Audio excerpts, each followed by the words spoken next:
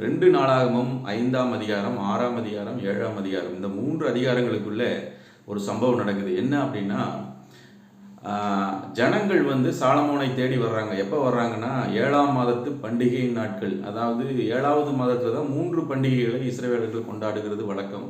முதலாவது எக்கால பண்டிகை, அடுத்தது தங்களை தேவ சமூகத்திலே தாழ்த்தி பரிசுத்தமாகிற ஒரு பண்டிகை, 3வது 7வது பண்டிகை என்னன்னா கூடார பண்டிகை. இந்த 5, 6, 7 இந்த 3 பண்டிகைகள் கொண்டாடுகிற மாதம் 7ஆம் மாதம்.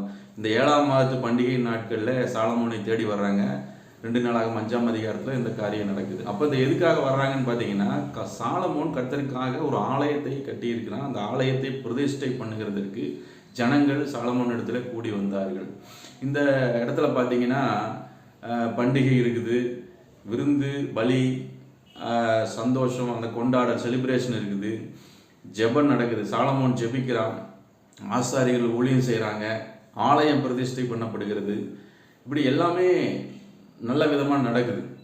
ஆனால் அதில் ஒரு முக்கியமான காரியம் என்னன்னா, சாலமோன் ஜெபிக்கிற ஜெபத்தில் அதிகமான விண்ணப்பங்கள் எப்படி இருக்குதுன்னா, இந்த ஆலயத்தில் ஜெபிக்கிற ஜெபங்களை நீங்கள் கேட்டு, ஆண்டவரே நீங்கள் கேட்டு அதுக்கு நீங்கள் பதில் தர வேண்டும். இதுதான் முக்கியமான ஒரு கண்டென்ட்டாக இருக்குது.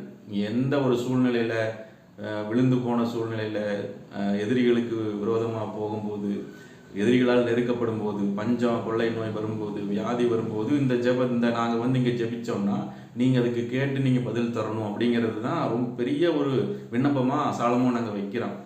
அது பார்த்தீங்கன்னா இன்னொரு காரியத்தையும் சொல்கிறான். கர்த்தரை அறியாத ஒரு புறஜாதியான அந்நிய ஜாதி வேற தேசத்தை சேர்ந்தவன் ஜெபிச்சா கூட நீங்கள் அதுக்கும் நீங்கள் பதில் தரணும். அப்போ இதெல்லாம் முடிச்சுட்டு, இந்த ஜெபம் முடித்து பிரதிஷ்டை முடிஞ்சு 7ஆம் மாதம் 23ஆம் தேதி ஜனங்கள் விடை பெற்றார்கள் என்று நம்ம 7ஆம் அதிகாரத்தில் நம்ம வாசிக்க முடியும். அப்போ ஒரு குறிப்பிட்ட நாட்கள் அளவும் அவங்க அங்கேயே இருந்திருக்கிறாங்க, எல்லாமே நடந்திருக்கு.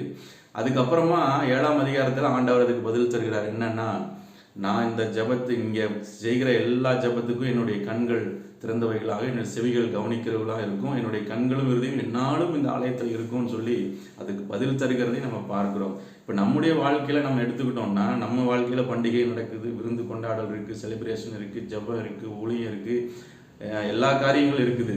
ஆனால் ஜெபிக்கிற ஜபத்துக்கு 6ஆம் அதிகாரத்தில் ஜெபிக்கிற ஜபத்துக்கு 7ஆம் அதிகாரத்தில் அன்று இரவே கர்த்தர் சொப்பனத்தில் தோன்றி பதில் தருகிறார். அந்த உறவு, அந்த ரிலேஷன்ஷிப் நமக்கு இருக்கா? தேவனுக்கும் நமக்கும் இருக்கிற அந்த உறவு தான் ரொம்ப ரொம்ப முக்கியம். கர்த்தர் நம்மை ஆசீர்வதிப்பாராக. மீண்டும் நாளைக்கு சந்திப்போம்.